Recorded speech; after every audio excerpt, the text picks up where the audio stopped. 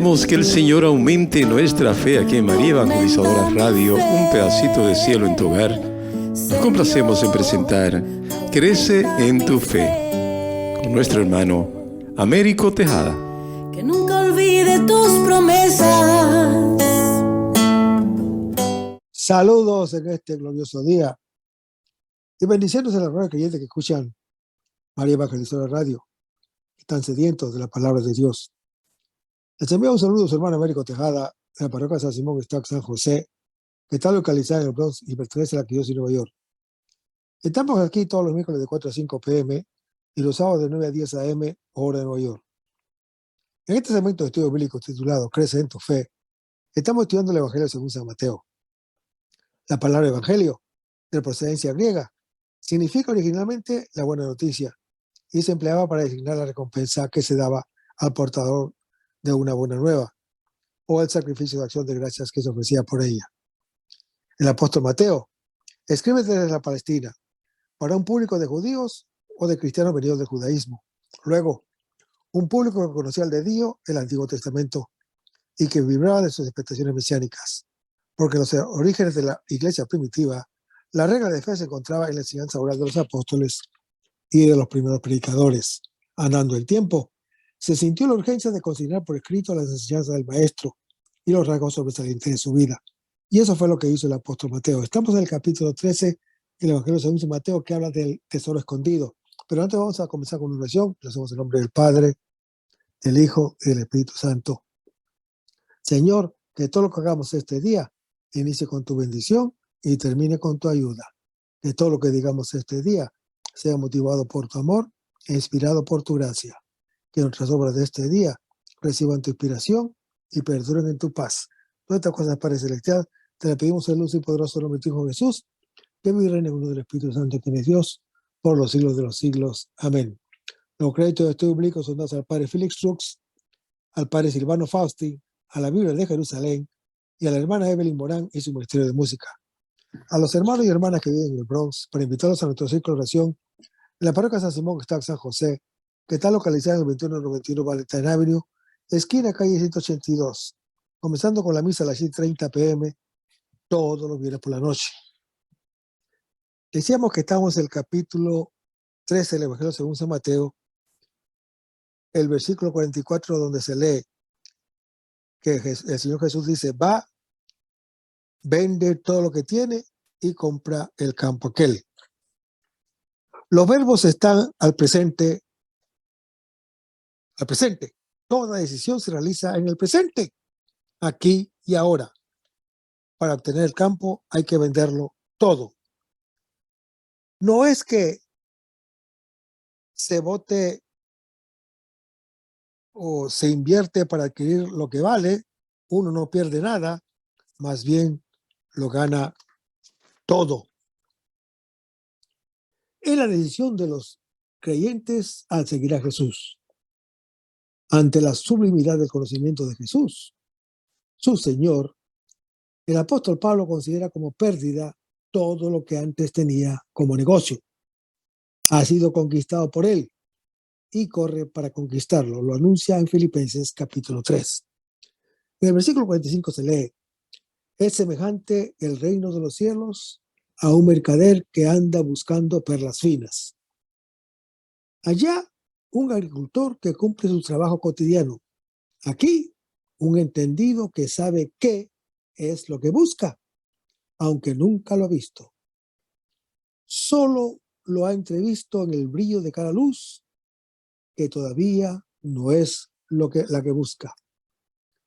El tesoro se da a todos, como el agricultor, pero también todos, como el mercader, son entendidos cada uno a su modo.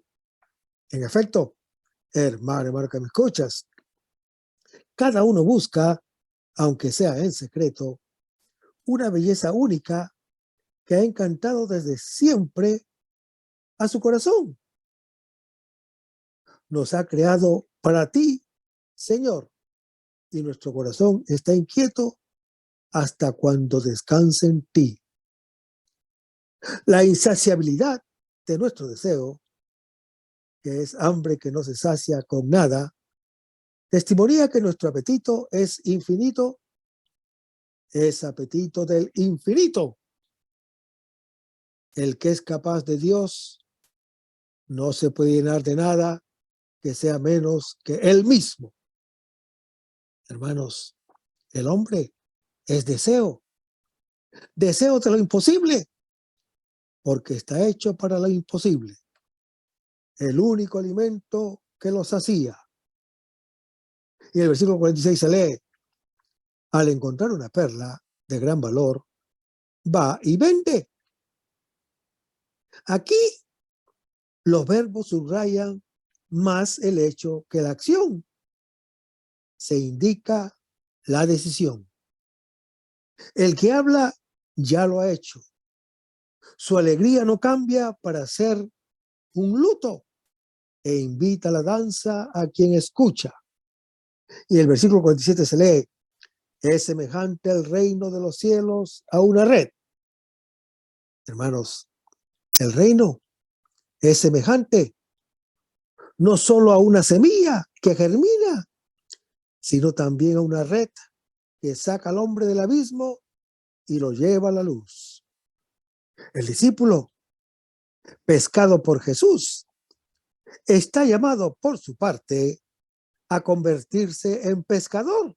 Lo anuncia Mateo capítulo 4. Al pescar de la muerte a los hermanos, él mismo llega a ser hijo. Al ser pescado desde su propia fraternidad para la filiación. Seguimos leyendo el versículo. Recoge peces de toda clase. La red reúne a todos, sin discriminación. La iglesia no escoge solo a quien es honrado, a quien es bello y bueno. Acoge a todos en su seno. No puede ser de otro modo. Si le niega a un hijo de Dios la fraternidad, no acepto ser hijo yo mismo. Y el versículo 48 se lee: cuando está llena. Hermanos, la red está llena solo al final, no antes. Y el final será cuando se logre la finalidad. Cuando la palabra y la acogida fraterna haya pescado a todos los creyentes. Entonces el Hijo de Dios, que será el último en ser pescado, entregará el reino al Padre y Dios será todo en todos, como lo anuncia el apóstol Pablo en su primera epístola a los Corintios, capítulo 15. Y seguimos leyendo el versículo. Se sientan y recogen en cestos los buenos y tiran los malos. Solo entonces habrá la distinción. El presente es el tiempo de la pesca y de la indulgencia. En el futuro habrá el juicio. Pero ya lo conozco y lo escribo yo mismo, aquí y ahora. Seré medido según la misericordia que se haya otorgado a los otros. Si he comprendido la misericordia, no tomo como juego la bondad de Dios. Lo anuncia el apóstol Pablo en Romanos capítulo 2. Ni la convierto en tapa para mi malicia. Lo anuncia primera de Pedro capítulo 2. Ni pretexto para mi impiedad, como está en Judas capítulo 4. Hermanos, el Señor usa paciencia y espera que todos se conviertan y se salven, como está en segunda de Pedro capítulo 3. Por consiguiente, hermano que me escuchas, tengo la responsabilidad de vigilar sobre mí mismo para usar hacia los otros la misma paciencia de Dios, hablando y obrando como uno que debe ser juzgado según una ley de libertad, donde el juicio será sin misericordia contra quienes no han usado misericordia, pero donde la misericordia triunfa siempre en el juicio, lo dice Santiago capítulo 2, obviamente de Dios. Y en el versículo 49 se lee: así sucederá al fin del mundo. Entonces tendrá lugar la separación y seremos medidos con el metro que hayamos usado hacia los otros, juzgados con nuestro mismo juicio, lo anuncia Mateo capítulo 7. Si hemos tenido misericordia, resplandeceremos como el sol en el reino del Padre. Entonces en nosotros y en nuestro alrededor brillará la pureza que ahora deseamos. Todo lo que no es misericordia será quemado en el fuego del juicio de Dios, que es pura misericordia. Ya ahora lo conocemos y estamos llamados a vivirlo con responsabilidad. Lo anuncia Mateo capítulo 7. Y en el versículo 51 se lee que el Señor Jesús dice: ¿habéis entendido esto? Hermanos, esta es la pregunta final del Señor Jesús. Todo esto se ha de comprender sin excluir nada, tanto la gracia como la libertad, así como el don y la responsabilidad, tanto la justicia como la misericordia. De lo contrario, entendemos mal. Caemos en el rigorismo o en el laxismo, en el pesimismo o en el triunfalismo. De todos modos, en la estupidez de quien comprende siempre lo contrario de lo que se debe entender. Eliminado uno de los dos aspectos de la realidad, ser sencillos no es simplificar indebidamente, sino aceptar la complejidad. Todo esto son los varios aspectos del misterio de la cruz. Tesoro y perla de los que hay que intervenir, lo que tenemos, lo que hay que invertir, lo que tenemos y somos. Sí, creyente es el que ha comprendido el misterio de Jesús, el misterio del Hijo de Dios. Y el versículo 52 se lee: así, todo escriba que se ha hecho discípulo. Hermanos, aquí se habla de la responsabilidad del escriba que transmite a los hermanos y a los creyentes el tesoro de familia con inteligencia y completamente. Se trata de una responsabilidad en una medida diferente, común a cada uno. Quiere el cielo que todos fuéramos escribas en el pueblo de Dios. Lo anuncia Números, capítulo 1, capítulo 11. Y seguimos viendo el versículo. Saca de sus arcas lo nuevo y lo viejo. Hermanos, el tesoro es Cristo. En él está escondido todo tesoro de sabiduría y de ciencia. Habita corporalmente toda la plenitud de la divinidad, como lo anuncia el apóstol Pablo en su epístola a los Colosenses capítulo 2.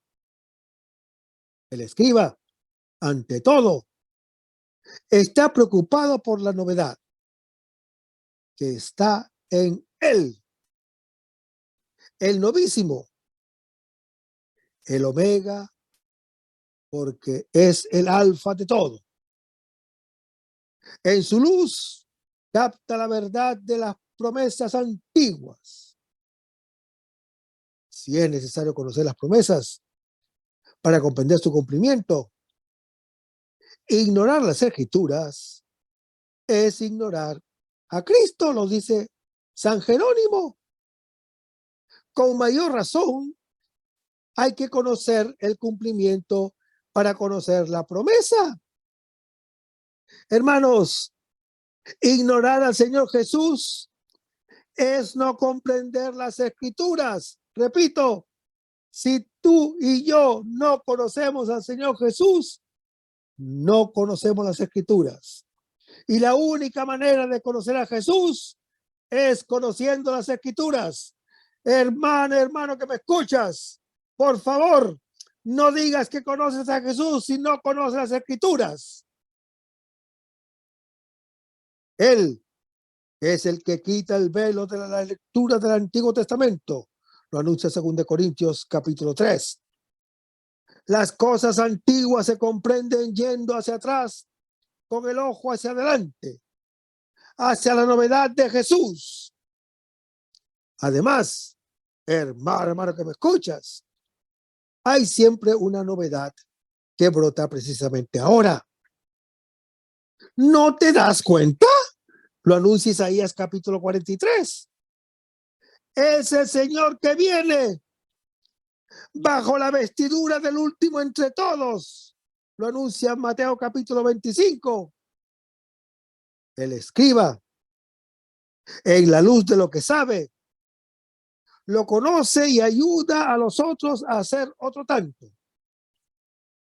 La tradición de lo que es antiguo vive para la interpretación de lo que es nuevo.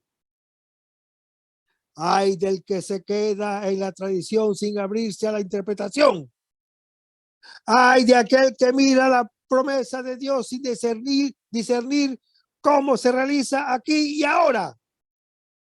Tendremos siempre abundancia de semejantes escribas que son ciegos. Pero vayamos a Mateo capítulo 13, versículos 53 a 58, donde se lee: cuando acabó Jesús estas parábolas, se fue de allí, viniendo a su patria. Les enseñaba en su sinagoga de tal manera que decían maravillados: ¿de dónde le viene a esa sabiduría y esos milagros? ¿No es este el hijo del carpintero? ¿No se llama su madre María? ¿Y sus hermanos Santiago, José, Simón y Judas? ¿Y sus hermanas no viven con nosotros? ¿De dónde le viene todo esto? Y se escandalizaban a causa de él. Pero Jesús les dijo: un profeta solo en su patria y en su casa carece de prestigio. Y no hizo allí muchos milagros a causa de su falta de fe. Un profeta solo en su patria y en su casa carece de prestigio, dice el Señor Jesús, al comprobar la incredulidad de los habitantes de la ciudad de Nazaret. El rechazo de parte de los suyos abre una nueva sección en la cual se traza el itinerario de la incredulidad a la fe, con el paso obligado a través de la duda, que siempre acompaña tanto a la una como a la otra. La sucesión de los hechos es sustancialmente igual, como te Marcos capítulo 6, con un relieve mayor que se atribuye al apóstol Pedro. Esto es comprensible si se piensa que el evangelista Marcos se basa en su predicación. La modestia es una virtud tan rara como difícil de disfrazar. Se profundiza siempre más el surco que divide a la multitud de los discípulos. Hay quienes los rechazan y hay quienes se dejan implicar en el camino de Jesús. La fe cristiana, hermano que me escuchas, consiste no solo en aceptar su mensaje y su obra, sino sobre todo su persona. El Señor Jesús no es el fundador de una religión, como lo fue Moisés, como lo fue Buda y como lo fue Mahoma. No es el maestro de una doctrina, de una moral que puede existir también sin él. Hermanos, él es el Señor. Él es la vida. Él es la sabiduría. El relato de la historia nos lo revela y nos lo ofrece para que lo amemos y lo sigamos. Aceptarlo a él en su humanidad es tener el Espíritu de Dios. Todo espíritu que confiesa a Jesucristo venido en carne es de Dios. Y todo espíritu que no confiesa a Jesús no es de Dios. Lo anuncia 1 de Juan, capítulo 4. Hermanos, la fe cristiana no es una idea o una ley. Es un individuo concreto. Se llama Jesús. Este es el escándalo y dichoso quien no hay escándalo en él. Lo anuncia Mateo, capítulo 11. Hermanos, el Señor Jesús no fue aceptado por los suyos a causa de su carne. La primera herejía siempre latente en la iglesia es el gnosticismo, que no acepta la debilidad de su humanidad, ni la de su humanidad crucificada. Esta es la raíz de la fe, siempre acechada, ahora como el pasado. Las primeras herejías son también las herejías primeras de toda época. También varias formas de misticismo y de teologías sincretistas se escandalizan del hecho de que el omnipotente hable y entre en la historia de todos a través de la historia individual y personal del Señor Jesús. Vacían así la salvación de Dios, porque no reconocen ni en su sangre ni en su cruz salvación de toda carne y de toda cruz. Lo que no fue asumido no fue redimido. Se decía como principio de una teología cristiana. Su carne es el eje de la salvación. Sí, hermano que me escuchas. Jesús no nos salva en su divinidad. El Señor Jesús nos salva en su humanidad. Porque si Jesús lo hubiera salvado en su divinidad, no hubiera necesario encarnarse por nosotros. Él lo hubiera hecho desde el cielo y hubiera dicho, sean todos salvos. Pero no, hermano que me escuchas, no. Él tenía que encarnarse. Él tenía que asumir una naturaleza humana igual que la tuya y la mía, porque esa era la única manera que nos podía salvar. Bendito y alabado sea el nombre de Jesús. El cristianismo es el amor de Jesús o el amor a Jesús. El crucificado, sabiduría y poder de Dios, lo anuncia 1 Corintios, capítulo 1. Todo el que invoque el nombre del Señor se salvará. Lo anuncia Hechos, capítulo 2. No hay en el cielo otro nombre dado a los hombres por el cual nosotros debamos salvarnos. Lo anuncia Hechos, capítulo 4. Ni siquiera para los teólogos más iluminados. Solo en él, el Hijo de Dios, llegamos a ser lo que somos. hijos que entran a formar parte de la familia del Padre. Otras figuras insignias, ideas brillantes o ascesis alucinantes son provechosas si ayudan a conocerlo y amarlo a Él. De lo contrario, hermano, escuchas, no sirven para nada, sino a perderse. Nosotros queremos ser como Dios, pero rechazamos a un Dios que sea como nosotros. Y es precisamente esto lo que nos salva.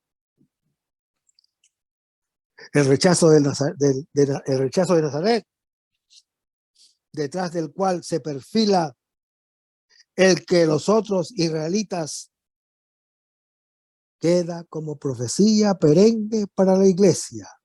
Lo anuncia Romanos capítulo 11. Lo que le sucedió a nuestros padres es para nosotros un ejemplo que no se ha de olvidar,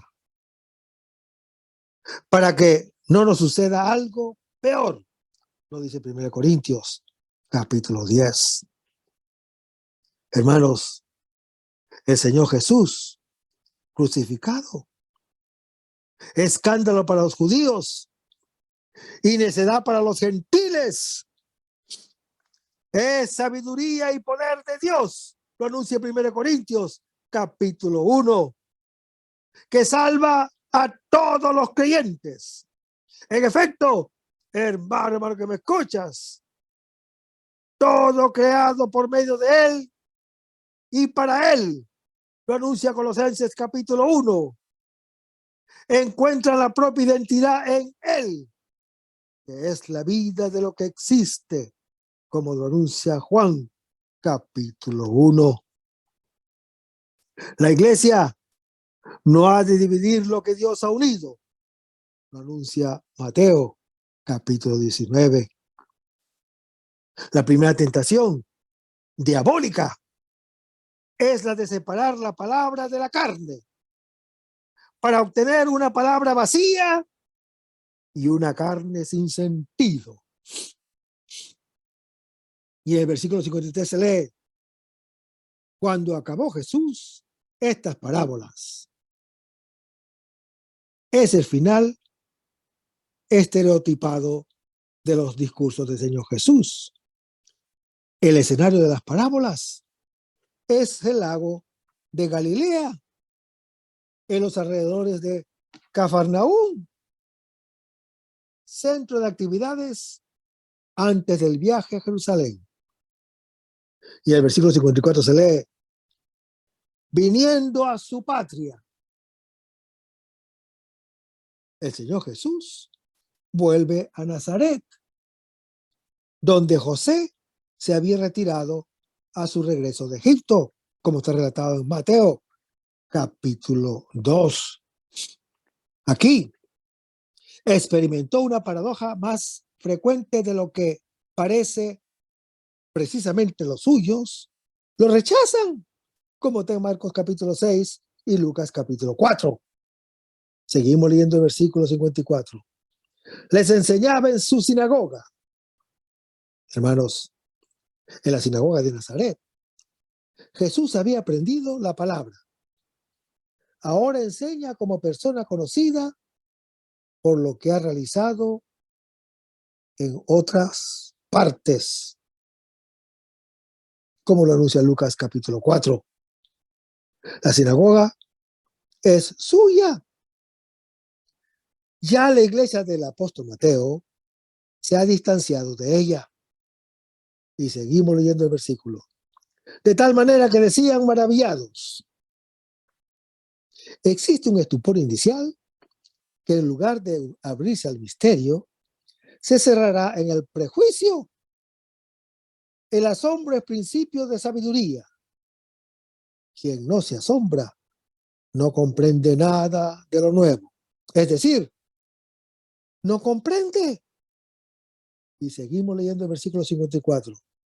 ¿De dónde le viene a este esa sabiduría Y esos milagros, hermanos, los de Nazaret, se hacen una pregunta razonable, pero no están dispuestos a aceptar una respuesta que cuestione lo que saben. Reconocen la sabiduría y los milagros, porque son un hecho real, pero excluyen a priori que la sabiduría y el poder de Dios puedan encontrarse en a quien conoce muy bien. No se trata de una persona que ha estudiado y practicado alguna ascesis particular. Si fuera un sabio o un santón, no se habrían asombrado. Tendría sus documentos en regla y lo habrían acogido. Pero, ¿cómo puede Dios manifestarse en este hombre normal y ordinario, en todo semejante a los otros?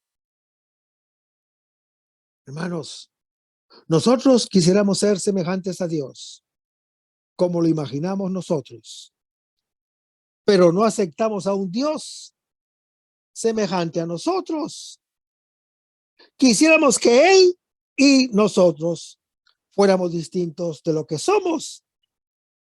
Y el origen del mal es precisamente no aceptar la realidad.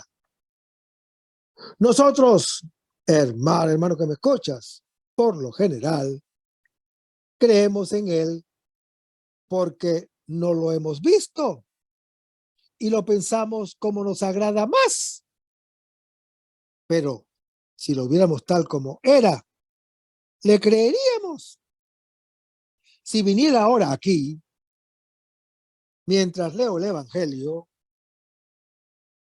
yo lo reconocería, como lo anuncia Mateo capítulo 25. Los sabios buscan la sabiduría y los religiosos el poder. Pero es Él un hombre que acabará en la cruz.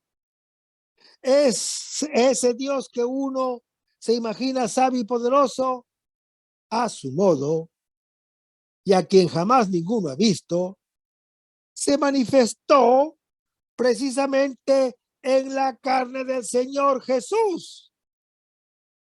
Única noticia de Dios que lo revela plenamente a todos los creyentes.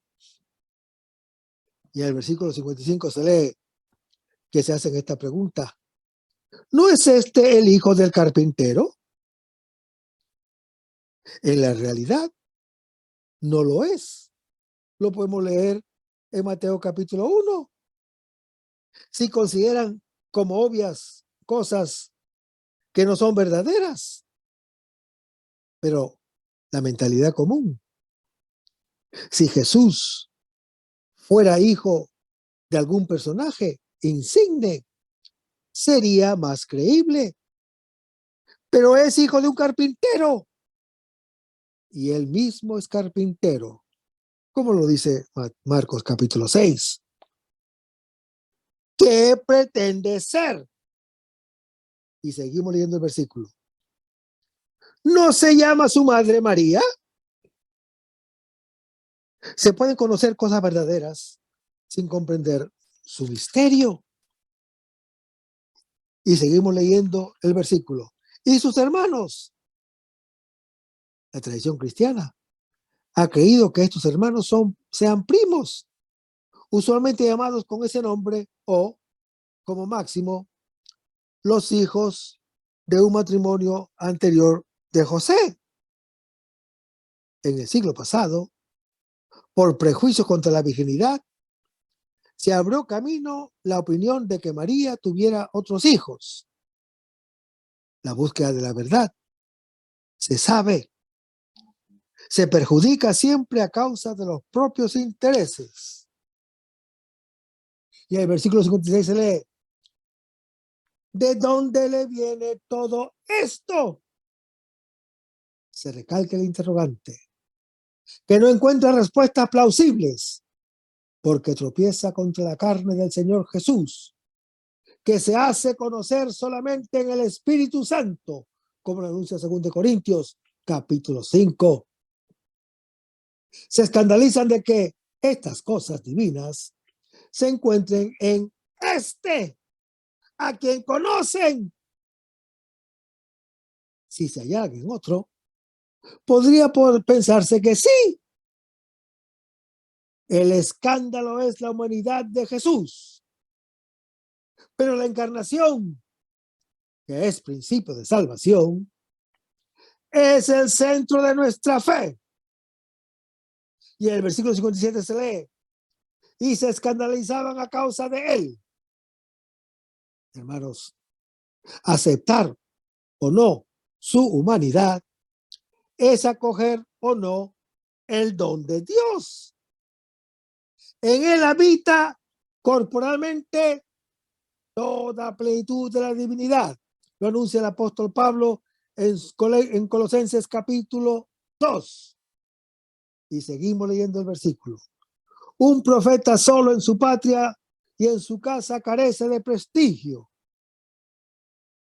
Tal vez es una expresión con la cual el Señor Jesús trata de justificar el rechazo de los suyos.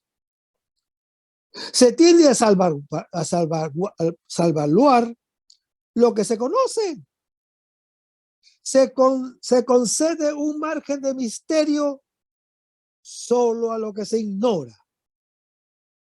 La persona religiosa, hermano que me escuchas, de un modo particular, es propensa a volar hacia una meta desconocida y fingida, con tal de no incomodarse para cuestionar al ya conocido. Hay pereza mental, y por pereza mental es fácil reducirlo todo lo que ya se sabe. Y en el versículo 58 se lee, no hizo allí muchos milagros a causa de su falta de fe.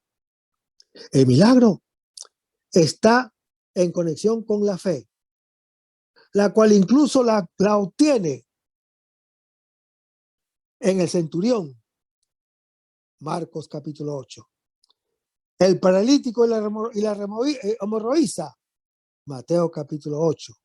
La cananea, Mateo capítulo 15. La fe, al ponernos en contacto con el Señor Jesús, provoca el intercambio entre Él y nosotros. Donde falta el contacto.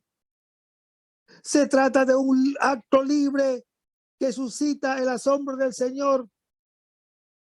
Nuestro sí, así como también nuestro no, produce algo inédito y maravilloso. E incluso para Él tiene el poder de asombrarlo, como está en Mateo capítulo 8, Marcos capítulo 6. El milagro se produce en última instancia por nuestra fe. Ella misma es el gran milagro, principio de salvación. ¿No te gusta cuando el predicador comienza su sermón con un cuentecito para ilustrar su enseñanza? Enseguida, uno se siente interesado, ¿verdad? Pues así era el Señor Jesús. En su predicación, usaba muy a menudo cuentos y parábolas para captar la atención de sus oyentes e ilustrar su predicación, casi a modo de adivinanzas. En este capítulo, el apóstol Mateo, del apóstol Mateo, encontraremos 7 de tales parábolas, siendo 7, como sabemos, el número de la perfección según el uso bíblico. Por cierto, este capítulo 13 es el tercer gran discurso en que Mateo ha sistematizado la predicación del Señor Jesús. Estas 7 parábolas tratan todas ellas sobre algún aspecto del misterio del reino de Dios. Es un reino que aparentemente falla, pues mucho de la semilla que tiene que implantarlo en el mundo, se malogra. Además, aunque es cosa de Dios, sin embargo, lleva mezclada con ella mucha maldad del demonio. La cizaña entre el buen trigo, los peces inservibles entre los buenos. Pero, pese a esos reveses, y aunque su comienzo y crecimiento son inconspicuos y modestos, sin embargo, hermano que me escuchas, al final resultará ser extraordinariamente grande y rico su futuro. No solamente su futuro, también rico su fruto. Por el momento, es un tesoro escondido, enterrado en un campo. Pero aún ahora hay personas que, por la gracia de Dios, lo descubren y, llenos de alegría y ánimo, sacrifican todo lo demás para hacerse suyo el reino, como una perla preciosa. Todo esto y aún más lo enseñaba el Señor Jesús en parábolas a la gente, y nada les hablaba sin parábolas. Pero, desgraciadamente, la gente no captaba siempre su intención, de manera que, en lugar de esclarecer su doctrina, la oscurecen. Al menos, así parece.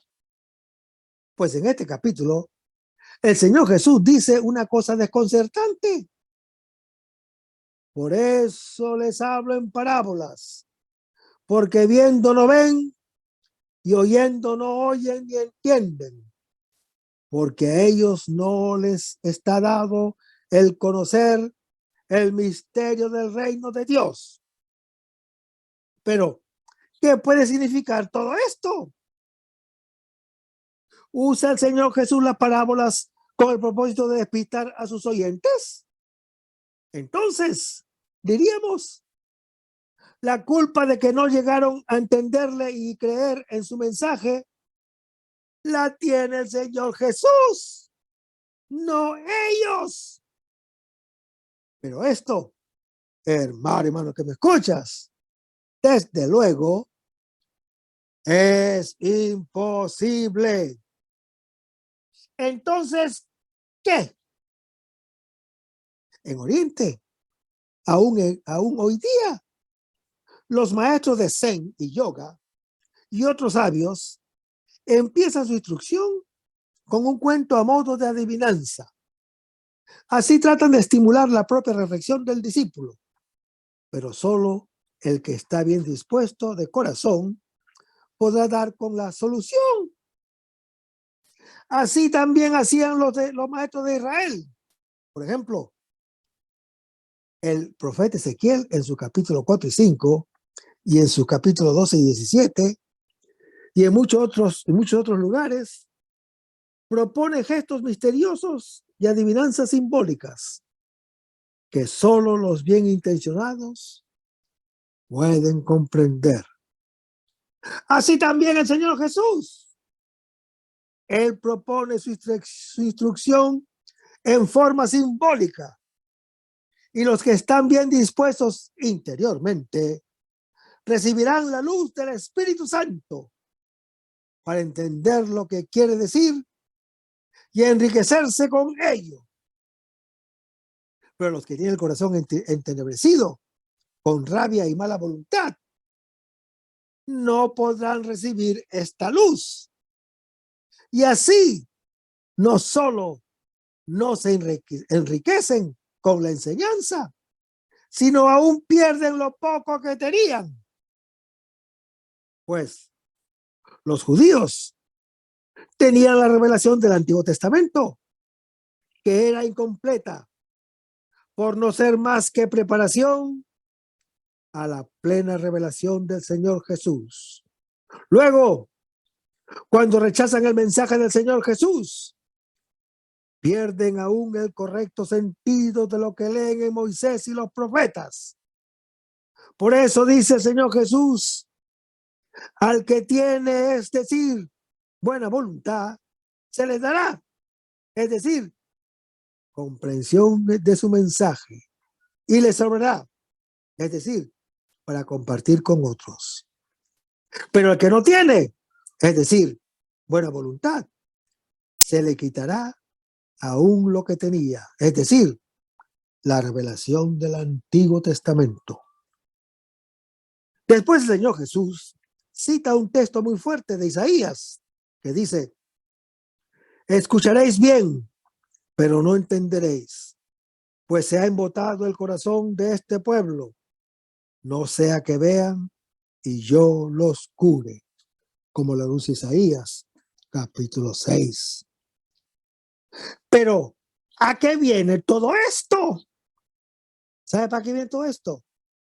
A esclarecer el misterio de la providencia de Dios. Pues uno pudiera decir, parece que Dios es un pedagogo muy pobre, porque durante 18 siglos ha preparado a Israel para recibir la cumbre de su revelación en su propio Hijo. Pero cuando éste vino, ellos no lo entendieron y lo rechazaron. Parece que Dios ha fracasado en sus planes y en su educación. Había entre los primeros cristianos que pensaban así. Por esto se esfuerza el evangelista para quitar de sus mentes esta idea calumniosa de Dios. Para este fin cita aquí un texto del Antiguo Testamento para dejar ver que Dios, ya siglos antes, había previsto este rechazo por parte de Israel, de modo que él, o sea Dios, no fue cogido de sorpresa, ni falló su pedagogía, pues el texto indica claramente que la causa de ese rechazo no fue la pedagogía de Dios, sino la mala voluntad de Israel. Este pueblo ha embotado su corazón y ha hecho duros sus oídos y cerrado sus ojos, para no ver con sus ojos ni entender con el corazón.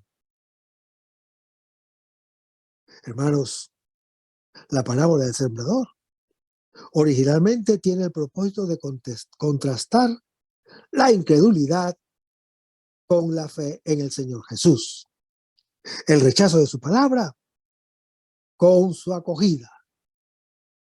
El Señor Jesús predica a diversos grupos de israelitas. Numerosos sectores oyen su palabra, que, como semilla, cae en sus corazones, pero en la mayoría de ellos, esa semilla no germina, no fructifica. Sembrar las semillas de la palabra parece trabajo perdido, echado en saco corto o en saco roto. Solo en su minoría la semilla prende y echa raíces. Por eso, sí, en ellos es fruto inesperadamente abundante. 30 veces, 60 veces, aún 100 veces más de lo sembrado. Hermanos, esto es lo fenomenal, pues todos los campesinos de Galilea sabían que con los métodos primitivos de la agricultura de aquel entonces, lo normal era que sobre un saco de trigo sembrado podía esperar 7 sacos de trigo cosechado. Y una cosecha de 10 sacos sobre uno era excepcionalmente buena. Y ahora nos damos cuenta que, como el Señor Jesús, a propósito, indica el fruto increíblemente abundante de que su palabra cosechará al final. Esas 30 o 60 o 100 veces más recompensan fuera de toda proporción por aquella otra semilla que se perdió en los incrédulos. Luego, hermano que me escuchas, en su sentido original, esta parábola significa que, aunque muchos se cierran a la fe, sin embargo, en los pocos que la acogen, la fe llegará a resultados desproporcionadamente fecundos. Y estos resultados recompensan más de lo esperado por el apostolado perdido en los que se han cerrado contra la fe. Así el Señor Jesús nos alienta contra el desánimo cuando no vemos frutos inmediatos de nuestra labor apostólica. Sin embargo, hermano que me escuchas, el Evangelio añade una segunda interpretación.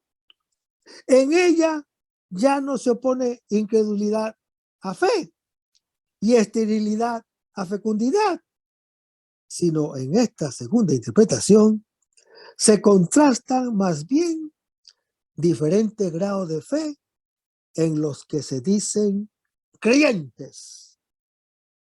No opone tanto la semilla que se pierde a la semilla que fructifica, sino más bien contrasta 4 tipos de suelo que cada uno simboliza un grupo de creyentes. Pues los del camino son los que nunca captan bien la fe por dejarse inspirar demasiado por el demonio. Que el Señor lo reprenda donde esté. Y al final fracasarán. Los del pedregal son los inconstantes. Empiezan con entusiasmo, pero cuando vienen las dificultades, sacan el cuerpo. Son los cobardes y los flojos. ¿Y cuántos de estos hay entre nosotros? ¿Cuántos? Los de los abrojos son los que se dejan llevar por preocupaciones mundanas y riquezas terrenas, olvidándose de esa pobreza y de esa confianza en Dios que el Señor Jesús practicaba y predicaba cuando nos dice: busca primero el reino de Dios y su justicia, y todo lo demás se os dará por añadidura, como lo dijo Mateo capítulo 6. Son gente mundana, apegada a las cosas materiales más que a Dios. De esos hay muchísimos hoy día en nuestro mundo materialista, aún entre los que se dicen cristianos, aún de aquellos que se dicen ser creyentes, pero aún ellos al final fracasarán. Solo el cuarto grupo de la tierra buena alegrarán el corazón de Dios por los frutos de caridad y dedicación que llevarán. Pero vayamos a Mateo capítulo 13, versículo 3 al 9, y después veremos versículos de 18 al 23. Hermanos, el discurso de las parábolas, tercero de los pronunciados por el Señor Jesús, que recoge San Mateo, inicia una nueva sección del Evangelio. Reúne 7 parábolas acerca del reino de los cielos. La del sembrador aparece en los 3 evangelios sinópticos, aquí en Marcos capítulo 2 y Lucas capítulo 8. Es la más larga y como el paradigma de las demás, que ilumina los misterios del reino y saca las enseñanzas del misterio del Señor Jesús en Galilea. Su mensaje puede comprenderse así: la palabra de Dios es fecunda, tiene eficacia por sí misma, pero necesita la buena acogida de los hombres.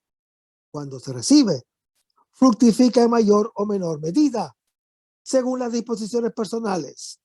La interpretación de la parábola identifica a los hombres unas veces con los terrenos y otras veces con la semilla, de mejor o peor calidad. Y el resto, hermano que me escuchas, lo vamos a ver en el próximo segmento. Manténgase en sintonía. Vamos a despedirnos con una oración. Nos vemos en el nombre del Padre, del Hijo y del Espíritu Santo. Señor Jesús, ayúdanos a conservar el fervor espiritual, la dulce y confortadora alegría de evangelizar, incluso cuando hay que sembrar entre lágrimas, como Juan el Bautista, como lo hicieron los apóstoles Pedro y Pablo y los otros apóstoles, y también esa gran multitud de evangelizadores que se han sucedido a lo largo de la historia de la Iglesia Católica, con un ímpetu interior que nada ni nadie sea capaz de extinguir. Señor Jesús, que sea esta la mayor alegría de nuestras vidas entregadas al Evangelio. Y ojalá que el mundo actual pueda así recibir la buena nueva de tu Evangelio, porque tenemos la tarea de anunciar el reino de Dios y de implantar tu iglesia en este mundo que todavía no te conocen. Todas estas cosas, Padre Celestial, te las pedimos en el luz y poderoso nombre de tu Hijo Jesús, que vive y reine en uno del Espíritu Santo, quien es Dios, por los siglos de los siglos.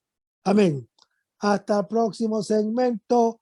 Que el Señor nos bendiga.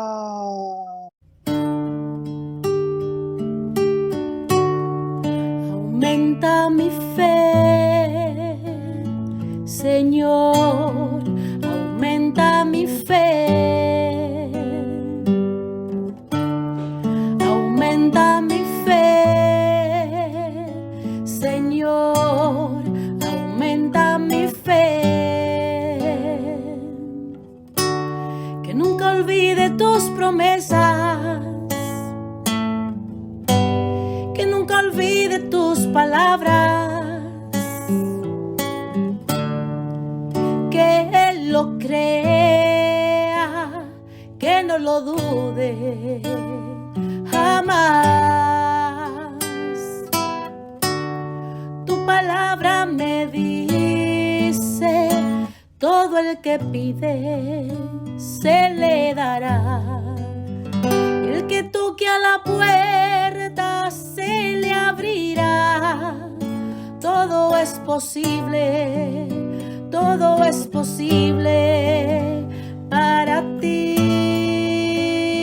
Señor. Aumenta mi fe, Señor, aumenta mi fe. Aumenta mi fe, Señor, aumenta mi fe. Aumenta mi fe, aumenta mi fe, aumenta mi fe, aumenta mi fe, aumenta mi fe, aumenta mi fe, aumenta mi fe, aumenta mi fe, Señor.